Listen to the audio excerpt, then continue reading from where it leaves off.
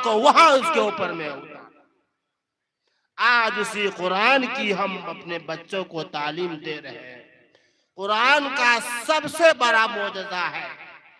आप दुनियावी किताब कोई भी पढ़ लो, एक मर्तबा पढ़ने के बाद दूसरी मर्तबा पढ़ने की तबीयत नहीं करती है, तबीयत उकता जाती है, उससे भाग जाती है।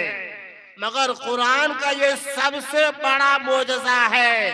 उसको एक नहीं, दो नहीं, तीन नहीं, चार नहीं, 40 बार भी पढ़ोगे, जो मजा आपको पहली मर्तबा पढ़ने में आएगा वही मजा आपको 40वां बार पढ़ने में आएगा।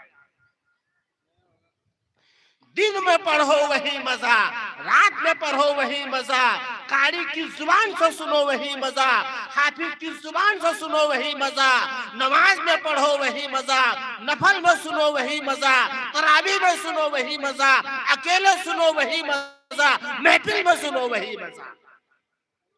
कुरान को जहां सुनो, जैसे